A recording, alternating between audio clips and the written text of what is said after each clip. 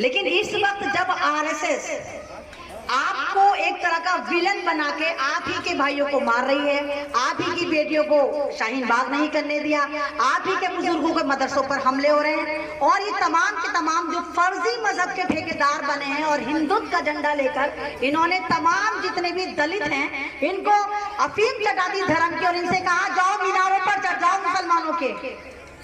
आपने किसी पंडित को, किसी उच्च कोटि के ठाकुरों को देखा किसी मुसलमान को मारते हुए? कभी देखा मस्जिदों के आगे जय श्री राम के नारे लगाते हुए? नहीं। इनके बच्चे तो इंग्लैंड में, तो कनाडा में, तो इधर तो उधर हायर एजुकेशन ले रहे होते हैं। कभी स्मिता ईरानी को बोलते हुए देखा इसकी बेटी को जय श्री राम, मुल्ला को मारो, मुल्ला को काटो? देखा? कभी मोदी का कोई खानदान वाला मुसलमानों के खिलाफ कोई धरना प्रदर्शन कर रहा था? कौन करते हैं धरना प्रदर्शन?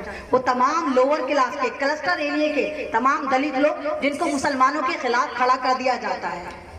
तो ये तमाम तो एक हो जाते थे, इनको पता चलता है कि धर्म संकट में है, लेकिन हम लोगों को बांट दिया जाता है।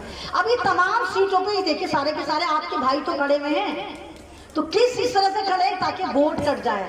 आप इधर देखिए, हाँ ये भी मेरा भाई, इधर देखिए ये भी मेरा भाई, पतंग भी मेरा भाई उड़ा रहा है, कमल भी मेरा भाई खिला रहा है, हाथ भी मेरे भाई का है, हाथी भी मेरे भाई का है, और नल तो खैर मेरे भाई का है ही है। और आपका दिमाग डाइवर्ट होता है कि नहीं होता? लेकिन आप लोगों ने एक को ही तो चुनेंगे ना, आप एक ही तो लीडर होता है, एक ही तो एमएलए होता है, और हमेशा कार्यकर्ता जो होते हैं वो रीढ़ की हड्डी होते हैं किसी भी पार्टी के। एक ही तो लीडर चुनते हैं आप जो आपको रिप्रेजेंट करता है। अगर यहाँ पर 30,000 मुसलमानों की आबादी में से एक भी चेयरमैन नहीं बन पाता तो लानत तो हमारे ऊपर होनी चाहिए, लाहौल तो हमारे ऊपर पड़नी चाहिए। और हम ही वजह है कि 5,000 वाले तो 8,000 वाले जीत कर बैठ जाते हैं और खुश होते हैं कि हम जीत गए। तो ये हमारी गफलत, हमारी अंधापन है कि हम 1,000 में या 1,500 में या भाव बंधुवाद में जाके बिक जाते हैं। आप नल को मजबूत करिए, एक नल हमारी जिंदगी है, बाकी पानी के बगैर तो कुछ नहीं होता। और जयंत चौधरी जी जो ये पार्टी है आरएलडी, किसानों की पार्टी है, और किसानों को तो हम अन्नदाता कहते हैं। ये किसान जो आपके लिए, आपको रोजी रोटी देने के लिए दिल्ली की सड़कों पर 1 साल तक बैठे रहे, उनके पास तो जमीन थी, वो अपना गेहूं बोते, अपनी सब्जियां बोते, खाते चटखारे लेते चले जाते, वो आपके लिए तो बैठे थे क्योंकि उनको पता था कि भारत के लोगों की रोटी खतरे में है, आपके लिए तो बैठे थे। तो अब अगर इतना अच्छा कैंडिडेट आपको मिला है नासिर हुसैन की शक्ल में, आपने इतनी बार धोखे खाए तो एक बार और धोखा खा लो ना, अगर आपको लगता है कि ये भी सही नहीं है। जबकि मैं कह रही हूँ इस बात की, मैं गारंटी लेती हूँ, जबकि मैंने कोई जाहिद हुसैन साहब से फूटी बॉडी का फायदा नहीं लिया क्योंकि मैं तो यहाँ की हुई नहीं, मैं तो यहाँ की नहीं, मैं तो दिल्ली की हूँ। आप तमाम लोग फैजियाब होते हैं और आप ये सोचिए कि चेयरमैन अगर आप जिताते हैं तो ये शुरुआत होती है, क्योंकि कतरे कतरे से समुंदर बनता है। आज चेयरमैन बने हैं, कल हो सकता है इंशाल्लाह अल्लाह की जात से उम्मीद है एमएलए बने, फिर एमपी बने। इस तरह करते करते आपकी आवाज को संसद में उठाने वाले आपके कितने रहनुमा हैं जो आपके लिए बात करते हैं। आपने देखा आजम खान का हाल क्या कर दिया गया, जानते तो होंगे आप आजम खान को। और आजम खान एक ऐसे थे जिन्होंने पूरी रीढ़ की हड्डी थे वो अखिलेश की पार्टी के, और आज कहाँ है वो, जेलों में सड़ गए। एनआरसी लागू हो गई थी जनाब आजम खान के ऊपर, 8 साल के लिए उनके वोटिंग राइट छीन लिए, कभी उनकी बीवी जेल में तो कभी उनका बेटा जेल में।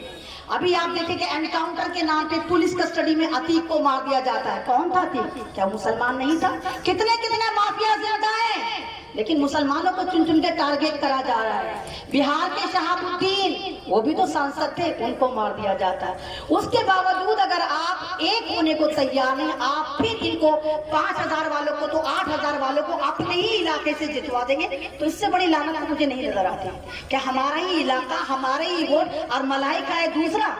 ऐसा क्यों?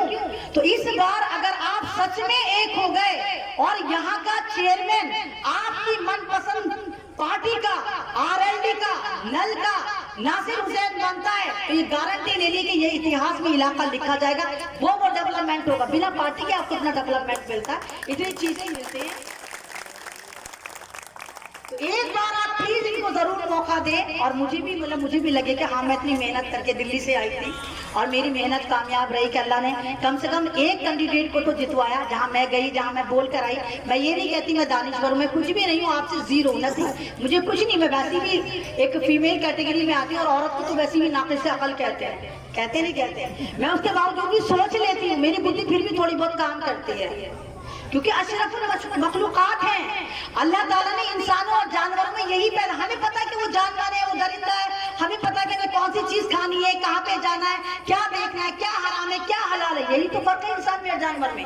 लेकिन माफ कीजिए, आजकल का जो रविश चल रही है, वो जानवर और इंसानों में फर्क करना मुश्किल है, कौन इंसान है और कौन जानवर है, नहीं पता चल पाता।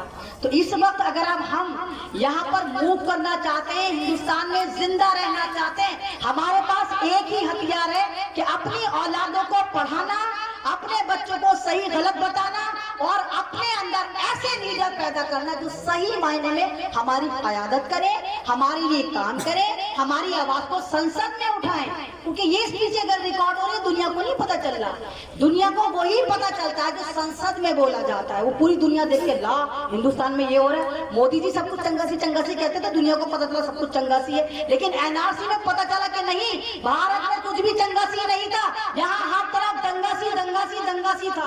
जब तमाम औरतें जिनको टेंट हाउस वाली कहा जाता था, हलाला कहा जाता था, मुझे खुद इतनी गालियां मिलती, तू तो हलाला गर्ल है, तू तो टेंट हाउस वाली है, तुम्हें क्या पता पढ़ाई क्या होती है। जब मैंने इनकी नाकों में नकेले डाली, ऐसे फैक्ट पे बात करी और हिंदुस्तान में जहां जहां एनआरसी हो रही थी वहां जाकर मैं अपनी खिदमत देकर आई, स्पीच दी। मैं यहाँ पर भी आई थी, संभल में भी आई थी, सब जगह मैंने आके अपनी स्पीचेस दी, सब जगह लोगों को अवेयर कराया।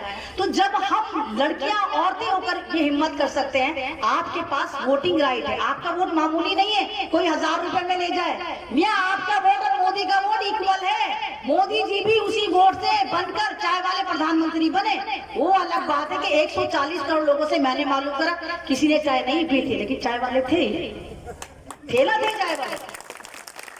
जब इनका वोट इतना कीमती, तो आपका वोट क्यों टके पर बिक रहा है? हम तो नहीं बेचेंगे वोट अपना, हम तो सही जगह उसका इस्तेमाल करेंगे। और 1000 रुपए में अगर आप वोट बेचते हैं तो आने वाले 5 साल ये सरकार आपको खून के आंसू रुलाती है, तमाम डेवलपमेंट का पैसा चट कर जाती है, किसी भी नौजवान को उठाती है, यूएपीए, ये अलाना फलाना ढिमकाना, सब मुसलमानों के तो उठाए जाते हैं और बाद में फिट कर दिए जाते हैं, इसका यहाँ एनकाउंटर कर दो, उसको वहां ढेर कर दो, इस पर ये वाली मुकदमा लगा दो। तो उन चीजों से बचने के लिए आपको अपने अंदर लीडर पैदा करने पड़ेंगे, क्योंकि मुसलमानों की क़यादत बहुत कमजोर है। आप लोग अनाथ अपाहिज वाली जिंदगी गुजार रहे हैं। पार्टियां इलेक्शन के वक्त आती हैं, आपको लल्ला बना के झुलाना शुरू कर देती है, है मुसलमान है, हाँ हम इसके सबसे बड़े वेलिविशन है, और इलेक्शन होते ही आपको अनाथ मिस्कीन करके एक तरफ कर देती है। 5 साल कोई खबर नहीं लेता। मानते तो होंगे इस बात को? 5 साल अगर आप इंतजार करेंगे तो 5 साल में कितने लोगों की बत्तियां गुल हो जाएंगी, कितने ऊपर चले जाएंगे, नहीं जाएंगे। फिर 5 साल इंतजार करेंगे, तो कब तक इंतजार करेंगे? तो यही फैसला क्यों नहीं, टुमारो नेवर कम, कल कभी नहीं आती। जो फैसला लेना है आपको वो आज में ही लेना है, ताकि आप आने वाले बच्चों का मुस्तकबिल सिक्योर कर सके। आप तो गुलामी की जिंदगी जी लिए, आप अपने बच्चों के लिए क्या छोड़ कर जाएंगे, क्या बताएंगे? बेटा आपने तो 1000 में वोट भेज दिया था, हम क्या करें, क्या कहकर जाएंगे? तो अगर आपको अपनी औलाद को गुलामी से बचाना है तो अपने अंदर अच्छे लीडर पैदा करने हैं। और मुझे नहीं लगता कि आरएलडी में जो यहाँ के कैंडिडेट है, पाकबाड़ा के नासिर हुसैन से कोई अच्छा कैंडिडेट है। तो मैं यही चाहती हूँ कि खुदारा एक बार इनको मौका दीजिए। वोट मांग रहे हैं, ठीक नहीं मांग रहे, ये वोट मांग रहे हैं, हक मांग रहे हैं, ताकि आपके हकों को महफूज करा जा सके, आपको वो तमाम फैसिलिटी दी जा सके जो गवर्नमेंट की तरफ से आपको मिलकर दूसरी सरकारें नहीं देती। आपने जाहिर हुसैन के कारनामे पहले भी देखे, कितने स्कूल मदरसे, बच्चों की शादी, कोई भी मदद को पहुंच जाता, सवाल ही कोई भी जाता नहीं लौटाता। तो इतना तो हक बनता है कि वो आपको अपना वारिस देके जाए, ताकि वो आपके बीच में ऐसे ही काम करता रहे। और मैं उम्मीद करूंगी कि आप मेरी बात पर अमल भी करेंगे। और मुझसे कोई भी गलती हुई हो, किसी की भी जज्बात को मैंने मजरूह करा, तो मैं आप तमाम लोगों से हार्डली माफी मांगती हूँ कि मुझसे कोई गलती, तो मैं बहुत ज्यादा जज्बात में आके बोल जाती हूँ। मुझे डर नहीं लगता, मैं दरवेश हूँ, फकीरी लाइन की मैं बन गई, मुझे नहीं लगता मैं मौत को हथेली पे लेकर घूमती हूँ। जब मैं निकलती हूँ अपने बच्चों को आखिरी बार गले लगाकर आती हूँ कि हो सकता है तुम्हारी माँ घर वापस ना आए। छोटा सा बेटा है मेरा, मात्र 11 साल का, अब मैं उसको छोड़कर आती हूँ कि बेटा हो सकता है कि आज तुम्हारी माँ वापस ना आए, इस कौम की आवाज उठाते उठाते हो सकता है कोई उसको शहीद कर दे। मुझे कोई लालच नहीं, ना मैं किसी पार्टी से, ना मैं आपको लुभाने आई, ना मैं आपको वादे करना है कि मैं ये करूंगी वो करूंगी, नहीं। बस मैं हक को हक कहना चाहती हूँ। मैं चाहती हूँ कि जहाँ पर 30,000 की मुसलमानों की आबादी है, वहाँ 8,000 वाला क्यों जीते? ये मेरा छोटा सा सवाल है, एक छोटी सी सोच है जो मैं आपको देकर जा रही हूँ। आपको सोचना चाहिए कि ये हमारा हक है, ये वोट हमारे हैं, ये इलाका हमारा है, तो यहाँ 8,000 वाले क्यों बने? यहाँ चेयरमैन हमारा होगा, यहाँ नल चलेगा और नल से जल चलेगा और जल से जिंदगी चलेगी और डेवलपमेंट चलेगा। बस लास्ट में यही कहूंगी, जमाना सुन रहा था बड़े शौक से दास्तां मेरी, जमाना सुन रहा था बड़े शौक से दास्तां मेरी, हम ही सो गए दास्तां कहते कहते। हो सकता है अगली बार मैं आपके बीच में उन्होंने कहीं मार दी जाऊं, लेकिन जब तक रहूंगी खुदा की कसम आप लोगों के लिए इसी तरह आवाज उठाती रहूंगी, हक का साथ देती रहूंगी, संविधान बचाती रहूंगी, इंसानियत जगाती रहूंगी। और मैं भी फख्र से कहूंगी कि हाँ वाकई भारत माता की जय है, तो उस भारत माता को बचाया जाए और आप तमाम लोग इसकी जिम्मेदारी लीजिए। अपने इलाके में नासिर हुसैन को चेयरमैन में वोट देकर यहाँ पर अपनी क़यादत को मजबूत करिए। अल्लाह हाफ़िज़।